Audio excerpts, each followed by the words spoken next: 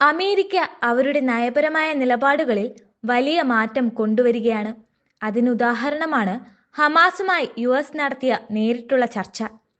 സാധാരണയായി ഭീകര സംഘടനകളുമായി ചർച്ചകളിൽ ഏർപ്പെടാറില്ലെന്ന നിലപാടാണ് അമേരിക്ക സ്വീകരിക്കാറുള്ളത്. എന്നാൽ ഗാസയിലെ അമേരിക്കൻ ബന്ദികളെ മോചിപ്പിക്കാൻ ട്രംപിന്റെ ഭരണകൂടം നേരിട്ട് ഹമാസിനെ സമീപിച്ചിരിക്കുകയാണ്. 1997 മുതൽ US ഹമാസിനെ ഭീകര സംഘടനയായി പ്രഖ്യാപിച്ചിരുന്നെങ്കിലും ഇപ്പോഴത്തെ സാഹചര്യത്തിൽ US തങ്ങളുടെ പൗരന്മാരെ തിരികെ കൊണ്ടുവരുന്നതിനായി ഹമാസുമായി നേരിട്ടുള്ള ഇടപെടലുകൾ നടത്തുകയാണ്. ഹമാസും അമേരിക്കയും തമ്മിലുള്ള ചർച്ചകൾ ഖത്തറിലെ ദോഹയിലാണ് നടന്നത്. അമേരിക്കൻ പ്രസിഡന്റ് ഡൊണാൾഡ് ട്രംപ് പ്രത്യേകം നിയോഗിച്ച US overseas private investment CEO Adam ബോയിലിന്റെ നേതൃത്വത്തിലുള്ള സംഘമാണ് ഹമാസുമായി ചർച്ചകൾ നടത്തിയത്. ഇത് അമേരിക്കയും ഹമാസും തമ്മിൽ ഇടനിലക്കാരില്ലാതെ നടന്ന ആദ്യത്തെ ഔദ്യോഗിക ചർച്ചകളാണെന്നത് ഗൗരവമുള്ള സംഭവമാണ്. നേരത്തെ US, ഇസ്രായേൽ, ഖത്തർ, ഈജിപ്ത് എന്നിവർ ഇടനിലക്കാരായി നിന്നുകൊണ്ടാണ് ഇസ്രായേൽ ഹമാസുമായി ബന്ധപ്പെട്ടിരുന്നത്.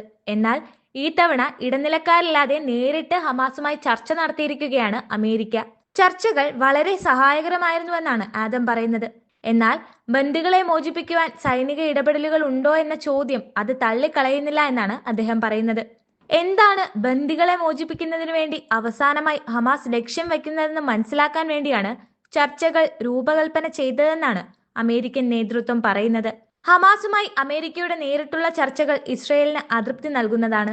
US നേരിട്ട് ഹമാസുമായി ചർച്ച ചെയ്യുന്നതിനെക്കുറിച്ച് തങ്ങളുടെ നിലപാട് വ്യക്തമാക്കിയിട്ടുണ്ടെന്നാണ് ഇസ്രയേൽ പ്രധാനമന്ത്രി ബെഞ്ചമിൻ നെതന്യാഹുവിന്റെ ഓഫീസ് പ്രസ്താവന നൽകിയത്. ബന്ദി കൈമാറ്റം ഈ ചർച്ചകളുടെ ഫലമായി നടപ്പാകുമെങ്കിൽ അതിനെ ഇസ്രയേൽ സ്വാഗതം ചെയ്യുമോ എന്നത് നീണ്ട ചർച്ചകൾ ആവശ്യമുള്ള വിഷയമാണ്. ഹമാസ് കൈവശം വെച്ചിരിക്കുന്ന അമേരിക്കൻ പൗരന്മാരുടെ മോചനം, ഗാസയിലെ യുദ്ധവിരാമം, ഭാവിയിലെ കരാറുകൾ എന്നീ 3 വിഷയങ്ങളിലായിരുന്നു ഹമാസ് അമേരിക്ക ചർച്ചകളിലെ പ്രധാന ലക്ഷ്യങ്ങൾ. എന്നാൽ നിലവിൽ ഈ ചർച്ചകളിൽ ഒരു കാര്യത്തിൽ പോലും അന്തിമ ധാരണയായിട്ടില്ല. ഇത് ഒരു പ്രാഥമിക ചർച്ച മാത്രമാണ്. എന്നാൽ ഈ നടപടികൾ ഇനിയും മുന്നോട്ടു പോകുമെന്നാണ് ഹമാസിന്റെ ഉന്നത നേതാക്കളിൽ ഒരാൾ പ്രതികരിച്ചത്. ഗാസയിൽ US നേരിട്ട് ഇടപെടുന്ന ഈ നീക്കം ഭാവിയിൽ എന്ത് പ്രതിഫലിപ്പിക്കുമെന്നത് വ്യക്തമല്ല. അമേരിക്ക ഇതുവരെ ഹമാസുമായി സമരസമാകാൻ ശ്രമിച്ചിട്ടില്ല. എന്നാൽ ബന്ദികളെ മോചിപ്പിക്കാനുള്ള താൽക്കാലിക ധാരണയോ വലിയൊരു കരാറിലേക്കോ ഇത് എത്തുമോ എന്നതിനെക്കുറിച്ച് പലരും ഉറ്റുനോക്കുകയാണ്.